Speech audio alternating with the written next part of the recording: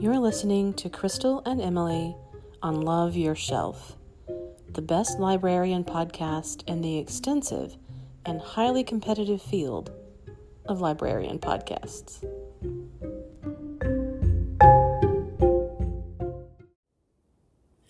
Hello. We're back again with Love Your Shelf, and this time we're really excited because we're going to talk about the big read. Yeah! Which is... We got very excited. That's very exciting. Which is just around the corner. Mm-hmm. In fact, the kickoff event for the big read is January the 20th, and it's at the Stone Fort Museum on the SFA campus, and it's 1 to 4 p.m. Mm-hmm. That's a Saturday, so... No excuses. Yeah, no one's at school. Some of you might be working. But there's going to be so much fun stuff. It's free. There's going to be, the event is called Interior East Texas, because our book chosen for this year is Interior Chinatown, and it's all about stereotypes and cultural traditions and things like that. And so the Stone Fort, who always does amazing job. Above and beyond. Always, is going to be exploring East Texas stereotypes and culture. So it's going to be funny. Mm-hmm. There's going to be wacky stuff happening. Mm-hmm. There's going to be people dressed up. There's going to be chili dogs. Oh, these are all my favorite party things about parties. Yes. I'm like, are there chili dogs? There's live wacky music. Things? Live music. So everybody come out for that. Even if you haven't read the book yet, it's not going to, impact your enjoyment of the experience. The big read will have lots of events where you can definitely still participate without reading the book. We would love for people to read the book, but yes, please come to the events anyway. And the book is definitely from our adult collection, and so obviously parents can help their children choose if they want to read it or not. But we have read-alikes for not just for those who are not of the age to read the book, but just people that want to explore the themes further, or read something else about that topic instead of reading our big read. Obviously, we want you to read that too, but we've got a whole list. We've got a big display that's going to be being put up at the front of the library. So come in, explore that, pick up your free copy of the book. It will be arriving around the time of the kickoff, probably. Yes. Very soon. So we'll, of course, put out a notice and let everybody know that the book is here to be picked up. And then we'll be going all around town, taking copies of the book, for people to grab them that way. Yeah. So, it's all happening. Can I very quickly say that I wanted to read it originally, but it was crunch time, and I needed to get through it. And I had housework to do over the weekend, so I listened to it. I've got 30 minutes left in the book. But I'm loving it, and more than I thought I would. It's very funny. I'm excited. I'm officially excited.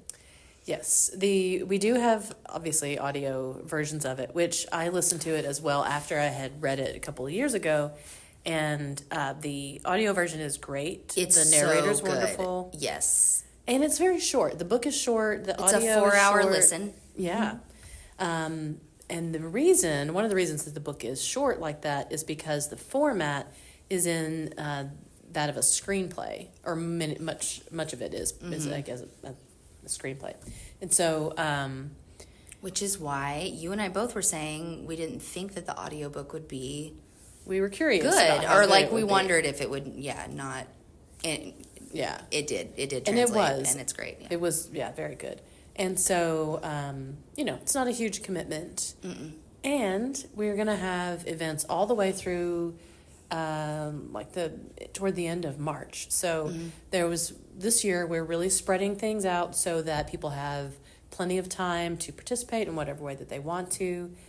You can follow us on Facebook and Instagram to see the things that are coming up.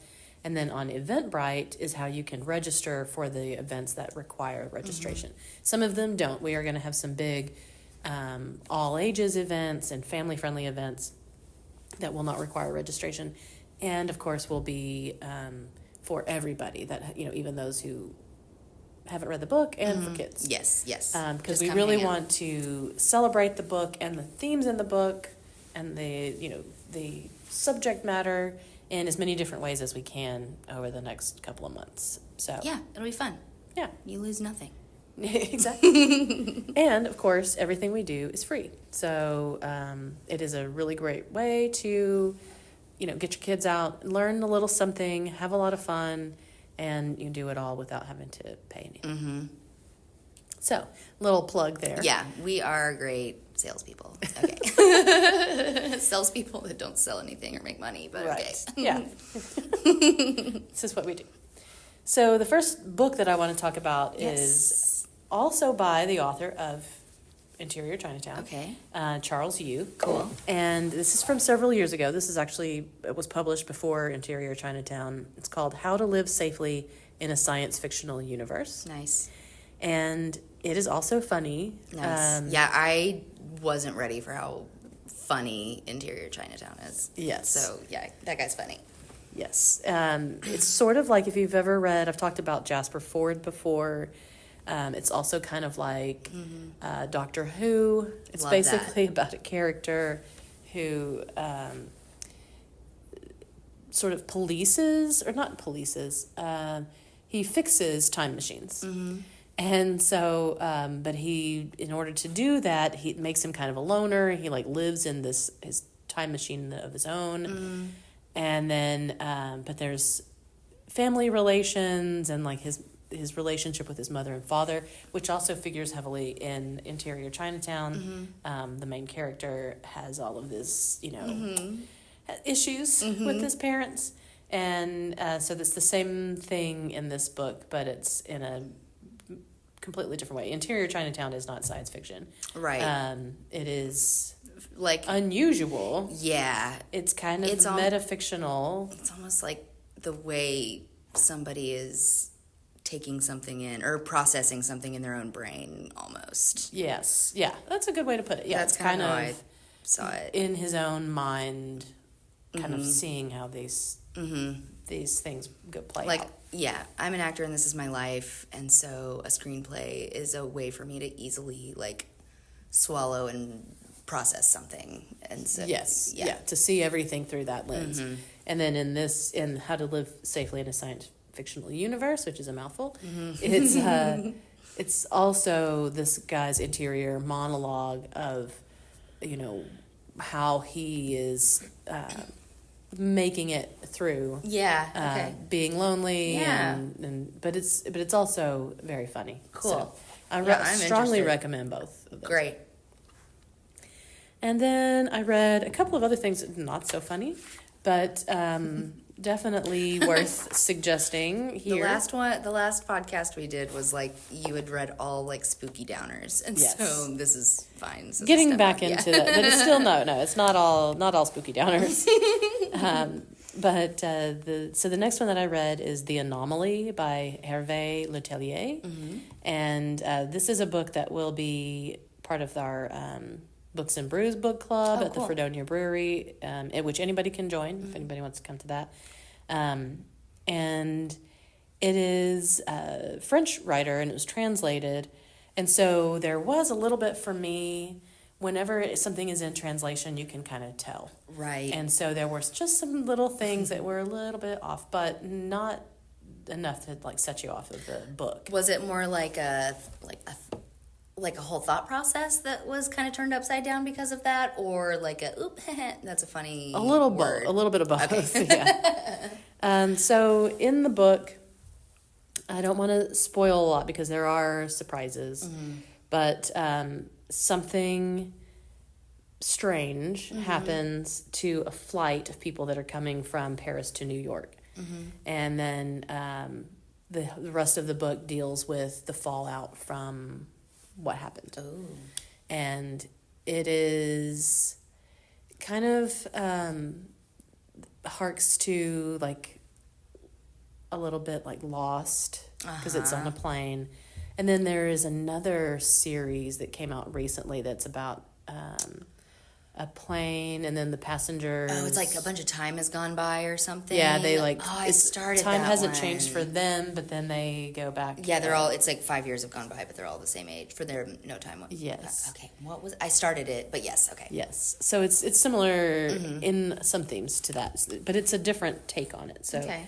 I recommend it, and we'll be talking about it at the Books and Brews. Lovely. Then I read a nonfiction memoir by Margot Jefferson called Constructing a Nervous System. And she is a critic, and she's done a lot of writing, a lot of different kinds of writing, but mostly criticism. And so she sort of takes pieces of that and talks about also like injecting herself into or injecting these pieces into herself, maybe is how to put it. The things that she has written criticism about, which covers movies, books, history, music, all of these different kinds of media. And it's really kind of a mashup. It's kind of her talking about herself and reflecting on her life while using the lens again of these things that she loves. Okay. And it's also a very short read. If that, it's a little unusual because of that. So it takes a minute to kind of get into her, I guess, headspace. Yeah. And to figure out how she's going about putting all of these things together. But it's poetic and interesting about her life, and so Cool. and also I think that it's kind of fascinating when in a memoir people talk about how much all of these other things, other books and history and media have impacted them so much in their lives, so that it's part of her nervous system, like she's part of her, and you don't always see, read about that. That is poetic. Yeah. I like that. Then I read a dark downer called Spooky Dark Downer called Foster by Claire Keegan. And in it, this little girl is taken by her father to live with foster parents on this farm in rural Ireland. Gosh. It's a You'd tough think one. being from a rural area, No. we would be able to say rural In better. 30 Rock, one of the characters is working on a sitcom called The Rural The Juror. rural juror, yes. But I no remember. one knows what it's called. They're just like, juror. Yeah, so, but I think around here people can Yeah. hopefully pick up that that's what I'm talking Yes, sorry. Sidebar. about. Maybe, yeah. So when she goes to the foster situation, she finds these people who actually treat her with care and want her to be there. But it's over a pretty short period of time, and it's not a permanent situation for her. And so it's pretty a little bleak, but it has some lightness to it, or some light in the dark. She kind of begins to grow in this new environment, but it's still Still a pretty distressing, depressing situation. yeah. I mean, in the area, they're small, rural area where it's very depressed, and so I see. so lots of issues going on there. But she won a lot of prizes. I actually saw this book recommended by Ann Patchett in an interview, and so I thought, Yeah. Cool. check it out. Then I read a novel called Looking for Jane by Heather Marshall, and this is her first book, and it's about I've read a lot of things like this, or I've seen, and there's movies about this kind of thing as well, but it's set in 3 different time periods, and it's all it starts with a letter that was lost for years and then found. Cool. And then the person who finds it feels compelled to try to track down the person because it's the information that's in there is so important. Of course. So it's set in 2017, 1971, and 1980. And it's a number of different women, but 3 main female characters. And I'll leave it at that because Cool. it is setup. serious.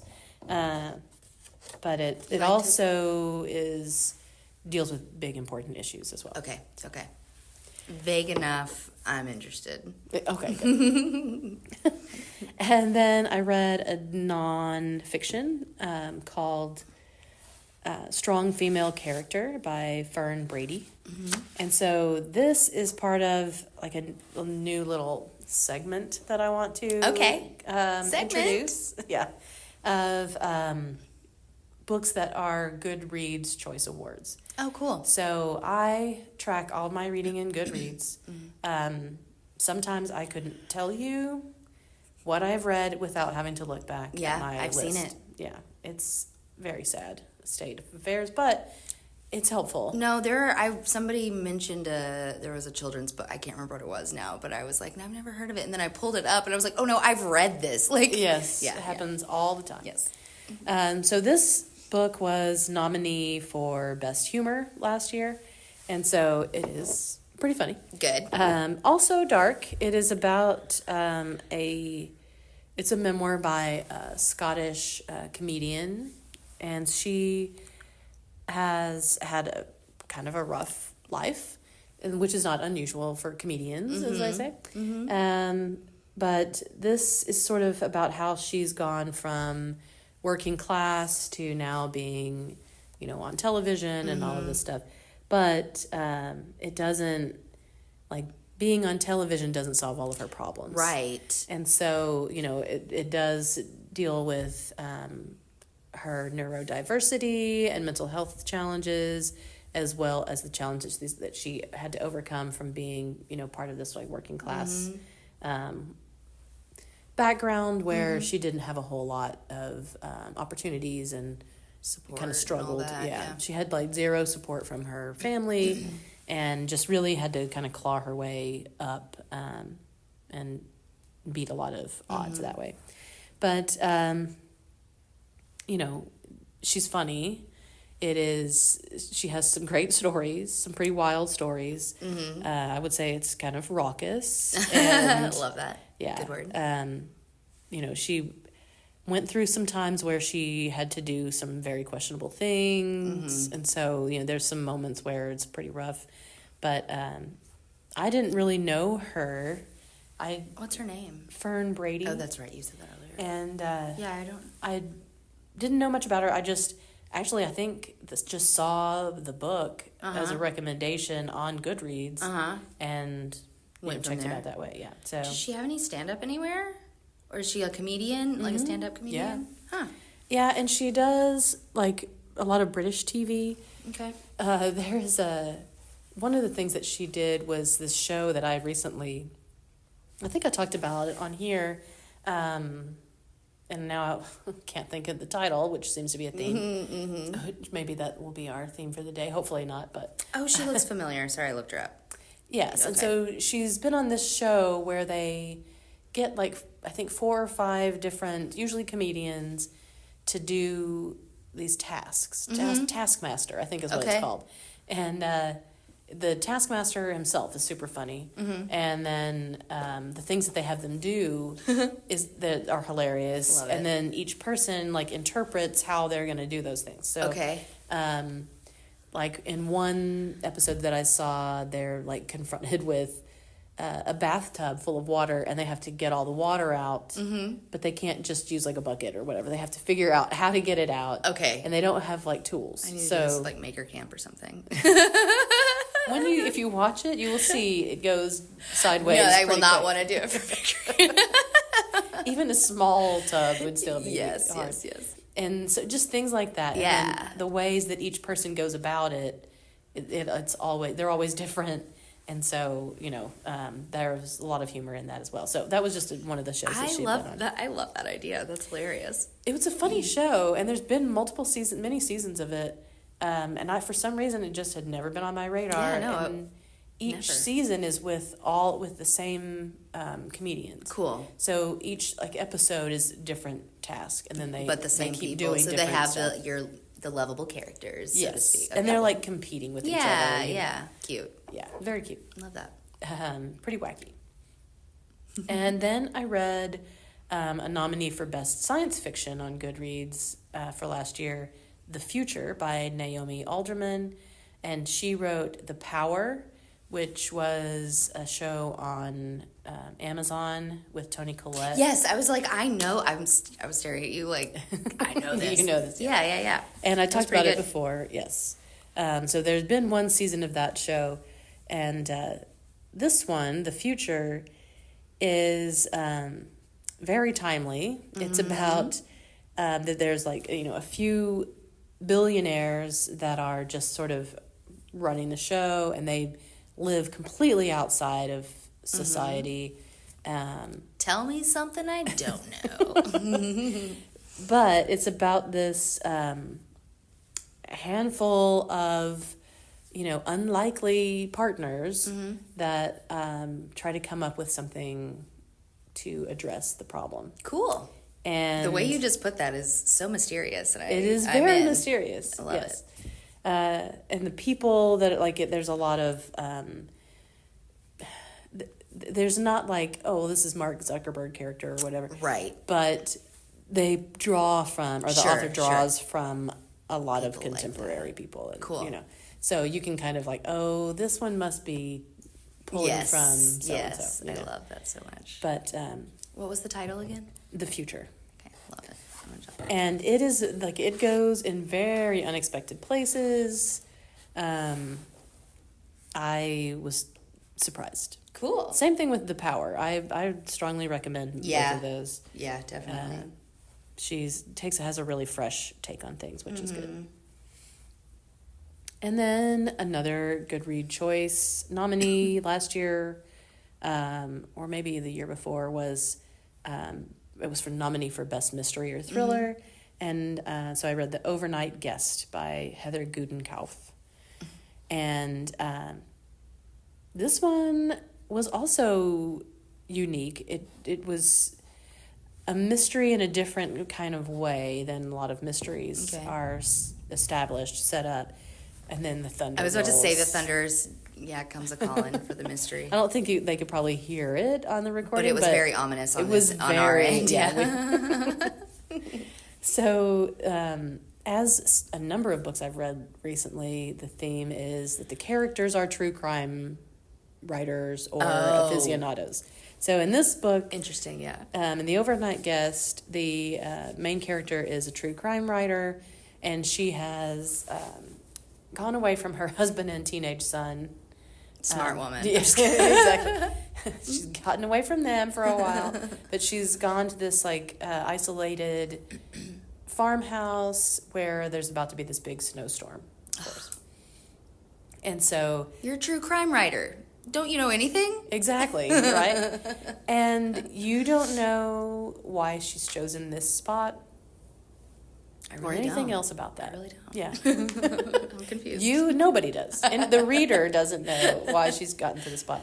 But she knows that she's going to be trapped in this house because of the storm, at least, for a few days. Mm-hmm. So then something happens. There's an overnight guest. There's some kind of overnight guest. How did you know?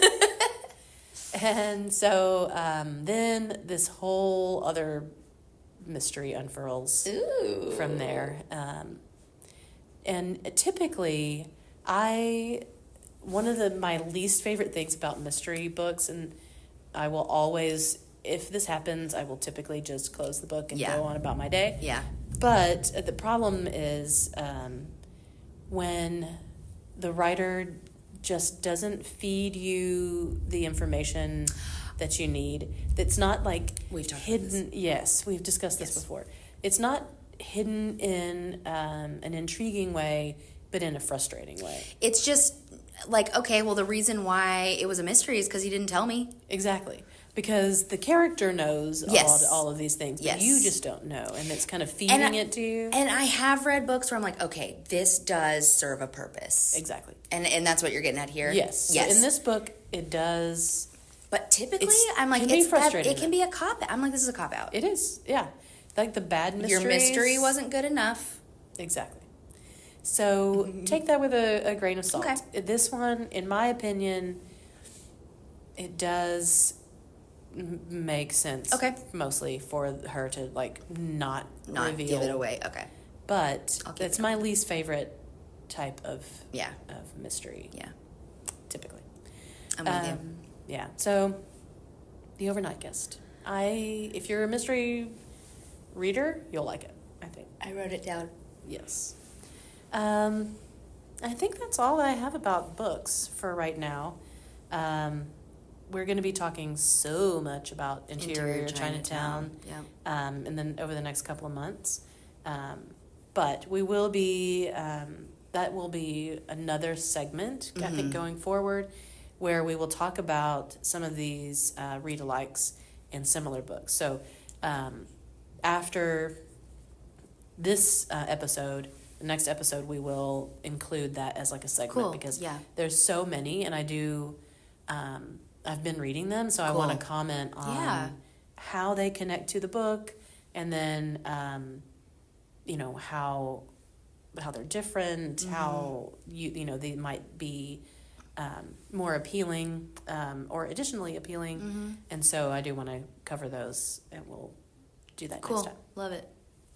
So I watched, shifting gears now, a couple of movies and a couple of series. Cool. And so I will discuss those. Some of these have really been in the zeitgeist, and like a lot of people have been talking about them. The first one, I'm out of the loop, so I've watched a few things, and read something, but okay, loop me in. I don't know what's going on in the world. So the first thing that I thought about this next, it's a book and a movie, is that it was related to The Future by Naomi Alderman. It seemed to me, I mean, not officially, but in my mind, I made a lot of connections between the two. Cool, yeah.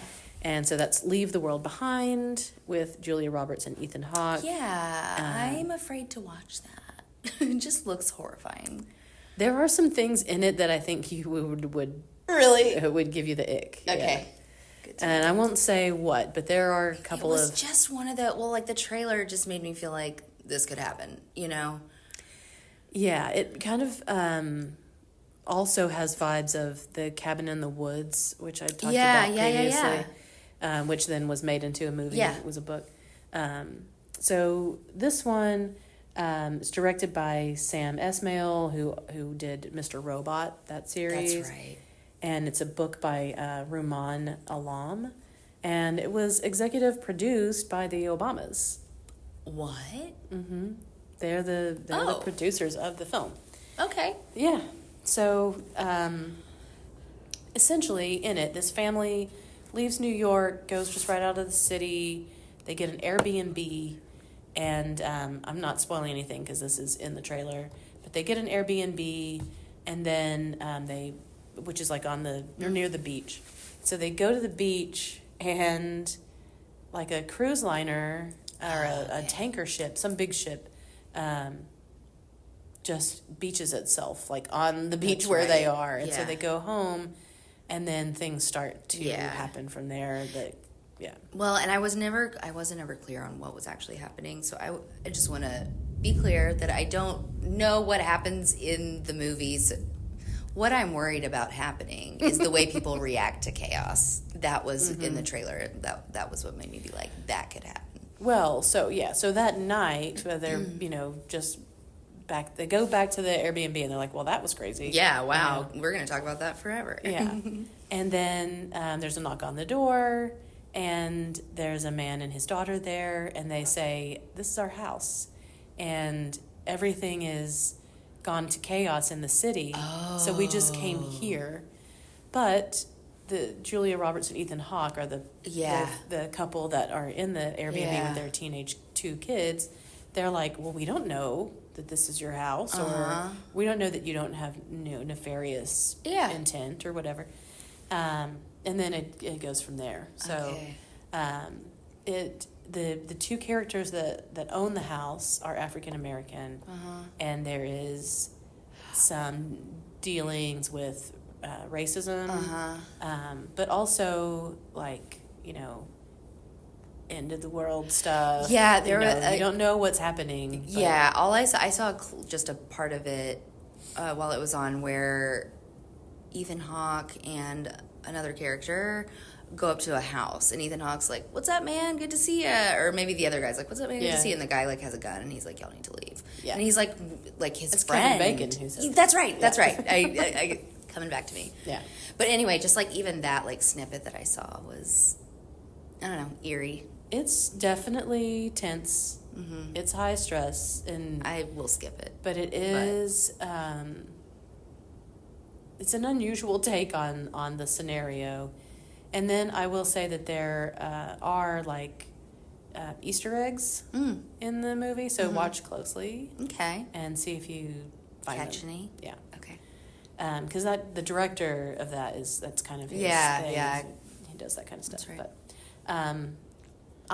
when I like you, I saw the trailer multiple times before I saw the movie, and it didn't look that intriguing. And Julia Roberts is not typically known for roles like that. Yeah, exactly. So that's a fresh take from her. I do love Julia Roberts. Yeah. It's a very different role. Yeah, than and I love that she's very problematic. Yeah, really interesting. Huh. And then the next movie that I watched was Asteroid City, directed by Wes Anderson. It's on Prime now. That's right. I forgot. Oh my gosh. How was it? Yeah, it's not my favorite. Okay. Wes Anderson. I always have to do that when it comes to, like, there's certain filmmakers like him that, you know, or Woody Allen or somebody like that that's like an auteur. Yeah. Or Quentin Tarantino. Yes. You rate them against themselves. Yes. Absolutely. So I always do that. What would you say your favorite Wes Anderson movie is? Bottle Rocket, his first one. Oh, that's right. You talk about that one a lot. The Royal Tenenbaums. I was going to say Royal Tenenbaums might be up there for me. Yeah. I love Fantastic Mr. Fox. Oh, that one's great. That one is hilarious. Those are 2 of my. And then that one is so dry and. Yeah, when my nephew was a child, that movie came out, and I watched it as frequently. That's a good one for a kid to be hooked on. Yeah. I was in college when it came out, and I saw it in theaters like 2 or 3 times. Like, I took like different friends to see it. I got so into it. I loved it. Yeah. I also loved Moonrise Kingdom. It came out in like 2016, maybe before that even. Yeah, about 10 years ago, I think. Yeah. Oh, no, like 2012 probably, because I remember I saw it in New York before I moved there. Anyway, yeah, it's a good one. Yeah, we showed it here. Really? Years ago. Cute. But 10 years ago. Yeah. But yeah, no. So it's unique. It's got 1,000 famous people in it. Always. Tom Hanks, Scarlett Johansson, Jason Schwartzman, Matt Dillon, Tilda Swinton, plus so many other people. It was just amazing. It's like he gets more every time. Eventually, all of Hollywood will everybody.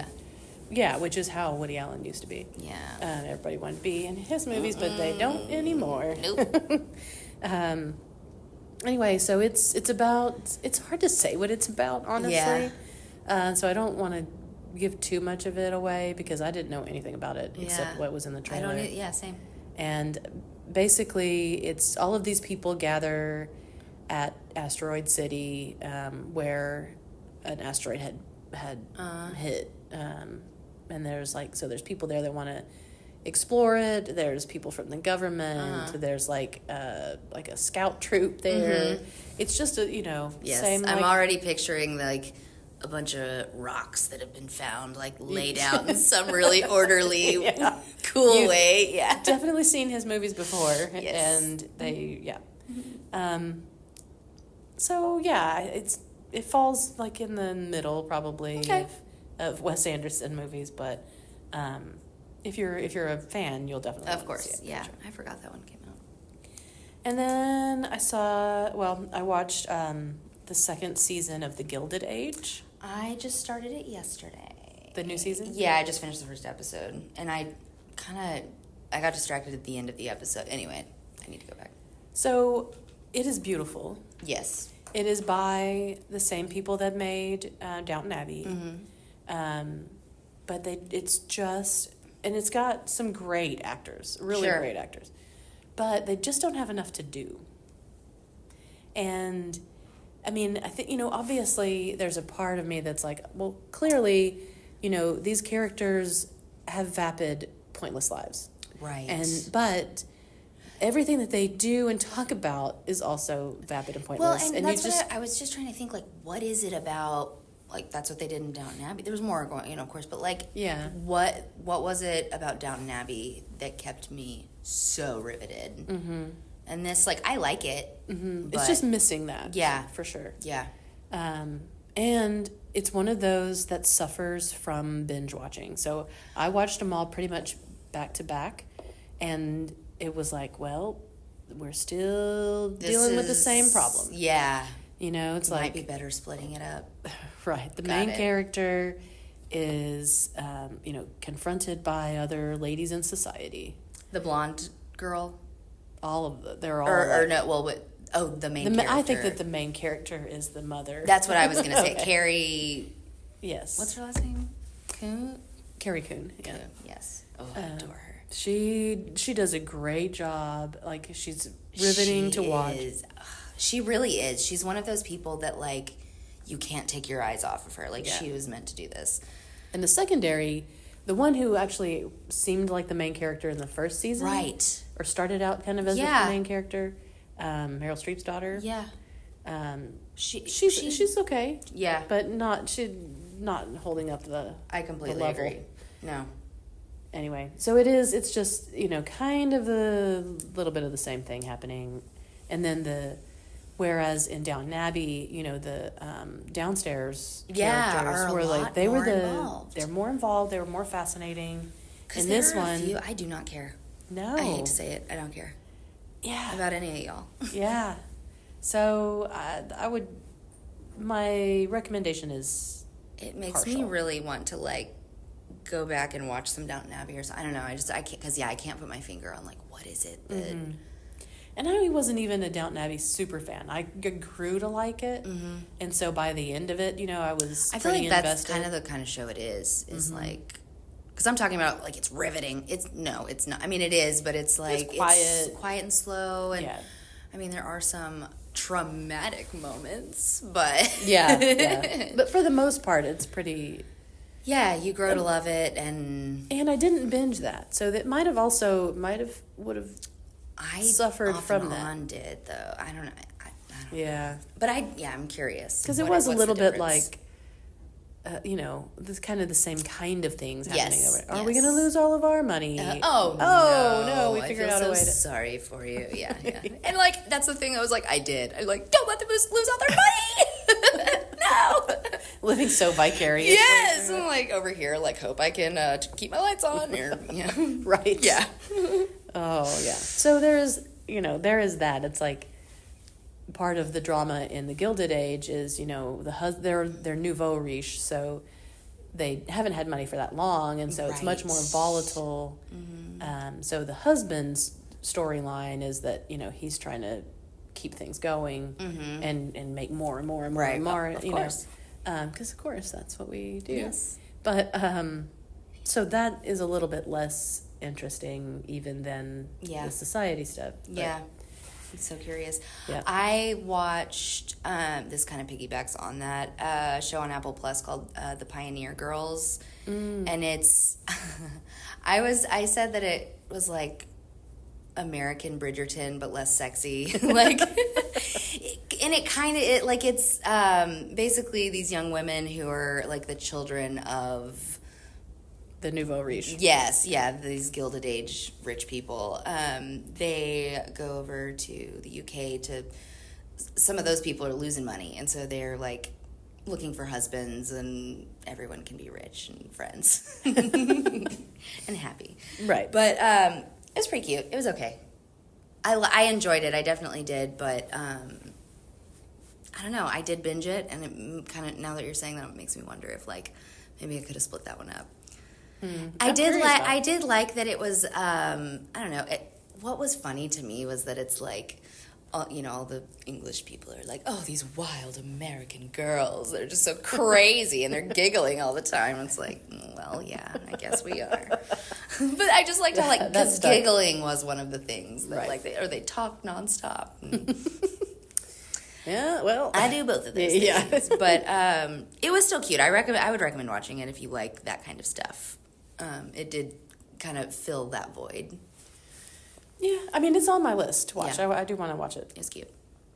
So I have two more series that I watch. And another one is Lessons in Chemistry. Yes. And it's based on a book by Bonnie Garmis. It was on Apple Plus. And the Leave the World Behind, as I said, is also a book. Neither of those have I read the book, which is very unusual. Yeah, because you started Lessons in Chemistry. And I piggybacked off of that. I put it on hold for myself, listened to it recently, and then just finished the series the other day. But probably the first time I've ever read a book you haven't read. Yeah, and I'm like you said, I started it, but I ended up watching the show instead, and I've heard, you can tell me if it's true, that it actually, a lot of people have said that the series is better than the book. Like there were things I liked about both.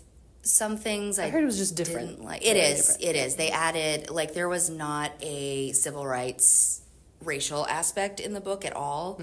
And one of the main characters in the book, they just fully change her, like, who she is. And I like that they worked that in. Yeah, because it's so prevalent in the period. Like, it made sense. I was, like, kind of surprised that the book didn't touch on that. Yeah. Like, at all. But I thought that, I thought it was interesting reading the book, and I listened to this one as well, and the narrator was really great. And I don't know if it was the way the narrator read her, the main character, or if it was, I don't know. Basically, Brie Larson plays the main character. She is a female chemist in the 1950s and 60s. What? And, of course, has a terrible time of it, making her way into that world, and eventually is forced to leave and finds herself hosting a cooking show called Supper at 6 on TV. And people just love her. Women just love her. And she, brings all of this power and empowerment to women. And she can be herself. Yes. Yeah. So Brie Larson played her a little bit more kind of straight, like, personality-wise, than I felt like the book made it seem. And I don't know, I didn't dislike the way Brie Larson played her, but I felt like there was a few things in the story, both stories, that were almost a little too on the nose. I kind of felt like playing this, like, scientist woman as a straight personality person seemed a little on the nose to me. And even, I don't know, just some of the, like, feminist issues and the way they dealt with them was like, I don't know, it just felt like we're taking all these, like, cliches, and it was lighter in some ways, like in those ways, than what I expected. And there was one point in particular where I was expecting there to be a backlash. I don't want to say exactly what it was, but she kind of offhandedly deals with something that's related to that, like the feminist theme, and then it just works out, and it's great. And I was like, well, I don't think that's exactly what would have happened. There, was it the lady in the audience? Yes. Because in the book too, I was a little, like, I wouldn't say cringe is too strong a word, but it was just a little, like, that felt a little like a cop-out or something. Yeah. The whole time I'm just bracing for, this is about to go down, and then it just didn't. And so it was strange. The book talks that there is more, not with that scenario in the book, but the book in general touches on more of the backlash. I don't know. Well, I didn't know, exactly what was going to happen. Mm-hmm. So I'm glad watching the series that it was surprising. Mm-hmm.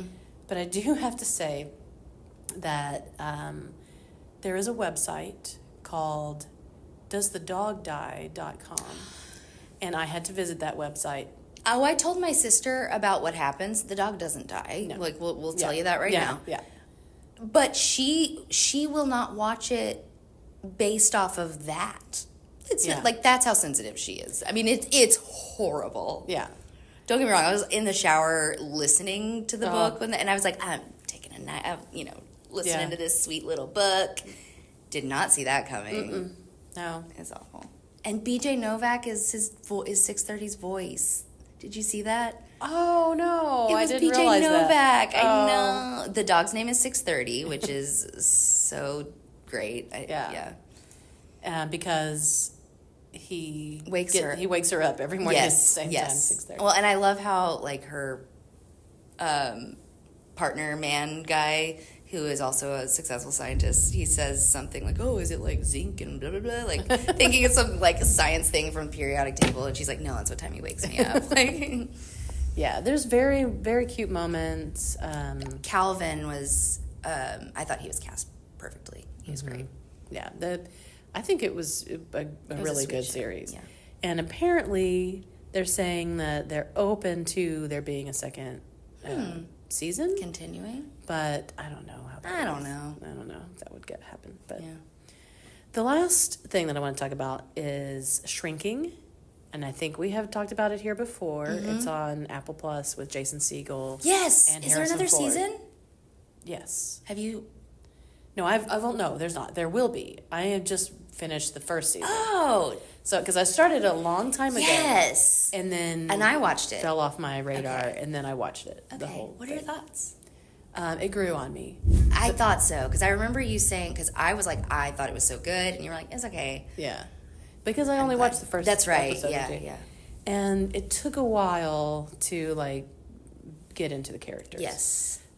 Jason Segel's in particular, because he's not a likable guy. Right. And he is a likable guy as an actor, as a person. Exactly. And so it was kind of off-putting. Yes. But it turned out really good. Harrison Ford was great. He does a great job, unexpectedly. And yeah. Who is the woman? She's the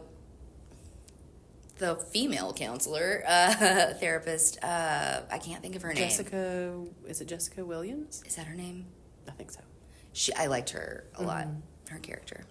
Yeah, they're all funny and have their quirks, and there's funny stuff that goes on, and but it's also pretty heavy things too. Yeah, it's got a balance of those, But so I would recommend it. Fun.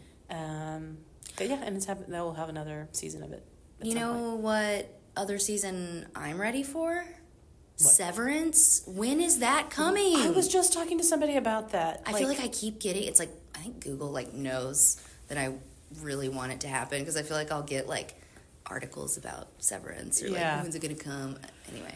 Yeah, I'm sure the strike impacted them pretty harshly. So that's I think true. They were already working on it. Well, they were already taking their time on it. Yeah, it's been a couple years. It has. It was such a great series. And that was one when I watched the first episode and just thought, I don't know if this is for me. Mm-hmm. But then got super into it. It takes off in a great way. It is really crazy way. I think you and I were both saying it was one of the most original things we'd seen in a long time. Yeah. So hopefully that's going to be soon. But. Yes. Anyway, I think that's everything for this go around, and we will be back on a more regular schedule. Yeah. Weekly while we're doing the big read. I have to keep everyone updated. Yeah. And there is a way to send us questions through the app, or all the apps, I think. I haven't checked them all, but open an app. You can probably ask us a question. Yeah, there should be a link to ask us questions, but you can also email us or hit us up on social media if you want us to talk about something in particular, or, want follow up on something that we talked about already. Yeah. We're here for you. Yeah, we are. That's and our don't job. forget, exactly, literally, we are here for you. But yeah, don't forget to go to Interior East Texas on January 20th. It's really going to be a good time. And we really want to kick off the big read, with a bang. Yeah, doing it a little differently this year, and I'm excited. Yeah. So we'll see you next time. See y'all out there. Bye. Bye.